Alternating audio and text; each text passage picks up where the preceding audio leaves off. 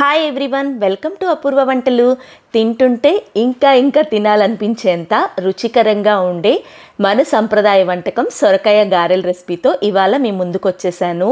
సరైన కొలతలు, perfect ingredients వాడి ఈ గారెలు తయారు చేస్తే అస్సలు నూనె పీల్చుకోవు, చాలా క్రిస్పీగా కూడా వస్తాయి. వీటిని తయారు చేసుకోవడానికి ముందుగా ఒక పావు కప్పు వరకు పెసరపప్పుని తీసుకొని చక్కగా శుభ్రంగా కడిగేసేసి ఈ పెసరపప్పుని మళ్ళీ వాటర్ వేసేసి ఒక పావు గంట పాటు నానపెట్టుకోండి.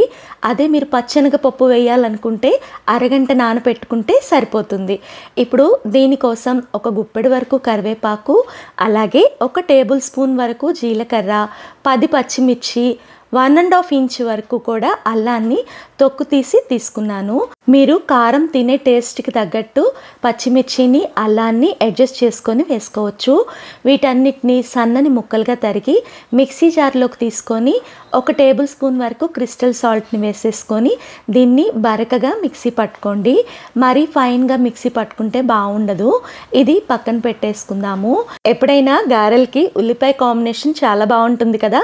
2 మీడియం సైజు ఉల్లిపాయలు తీసుకొని తొక్క తీసేసి సన్నగా స్లైస్ అప్ చేసుకొని పక్కన పెట్టుకోండి.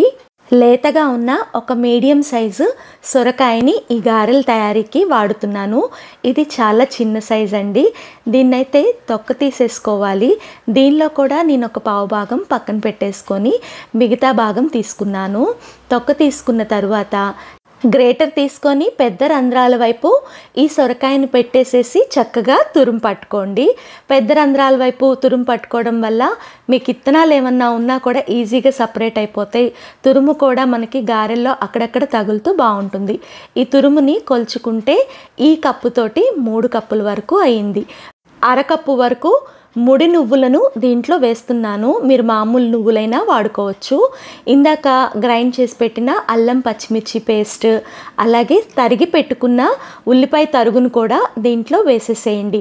ఇప్పుడు బియ్యం పిండి ఇందాక కొలుచుకున్న కప్పుతోటే 3 కప్పుల వరకు వేయండి. అంటే 3 కప్పులు సొరకాయ తురుమైతే 3 కప్పుల వరకు బియ్యం పిండి వేసుకోవాలి. ఇది నేను బయట కొన్న బియ్యం పిండి వాడుతున్నాను. మీరు ఇంట్లో తయారు చేసిన బియ్యం పిండినైనా వాడుకోవచ్చు. సన్నగా తరిగిన కొత్తిమీరని ఒక గుప్పెడు వరకు వేసుకోండి. అన్ని పదార్థాలను ఒకే కప్పుతో కొలుచుకుంటే మీకు పర్ఫెక్ట్గా గారెలు వస్తాయి. ఈ లోపల బాండీలో నూనె వేసి పొయ్యి మీద పెట్టేసి వేడి పెట్టుకోండి.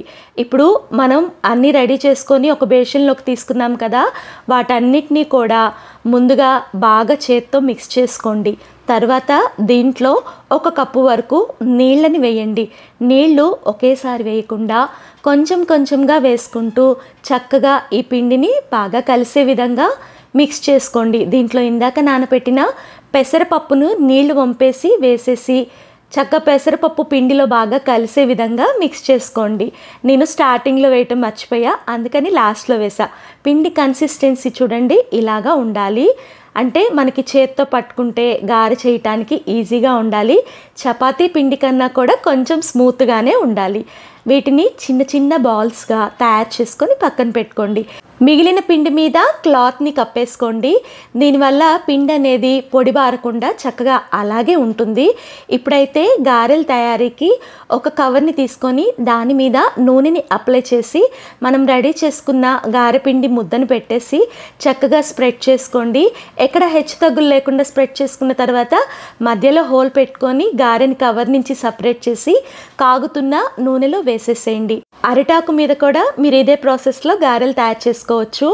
మంటని సిమ్లో పెట్టుకొని గారెలన్నీ కూడా ఒకదాని వెంట ఒకటి వేసిన తర్వాత మాత్రమే మీరు మంటని మీడియం ఫ్లేమ్లో పెట్టుకోవాలి. చూడండి, ఇలా అన్ని గారెలు వేసిన తర్వాత మీడియం ఫ్లేమ్లో గారెల్ని ఒకవైపు ఎర్రగా కాల్చుకున్న తర్వాత ఇంకోవైపు కూడా తిప్పేసుకొని మళ్ళీ రెండో వైపు కూడా గోల్డెన్ కలర్ వచ్చే వరకు కూడా ఈ గారెల్ని ఫ్రై చేసుకోండి. ఈ గారెలు అయితే మామూలు గారెల్లాగా తొందరగా ఫ్రై అవ్వండి, కొంచెం టైం తీసుకుంటాయి. ఇలా ఎర్రగా ఫ్రై చేసుకున్న తర్వాత వీటిని ఇంకా సర్వ్ చేసుకోవడమే. ఈ గారెలు అయితే నేను డ్యామ్ షూర్గా చెప్తానండి, ఒక్క గారెతో అయితే తినటం ఆపరు. తినటం స్టార్ట్ చేస్తే కరకరలాడుతూ పంటి కింద అక్కడక్కడ సొరకాయ పలుకులు, పెసరపప్పు పలుకులు తగులుతూ చాలా చాలా టేస్టీగా ఉంటాయి. వీటిని ఇలాగ పెనం మీద ఆయిల్ వేసి షాలో ఫ్రై కూడా చేసుకోవచ్చు. ఒకవైపు ఆయిల్లో ఫ్రై అయిన తర్వాత రెండో వైపు కూడా దీన్ని టర్న్ చేసుకొని షాలో ఫ్రై చేసుకున్నారంటే మీకు ఆయిల్ అనేది కొంచెం తక్కువగా పడుతుంది. ఎలా చేసినా ఈ గారెలు ఆయిల్ పీల్చవండి.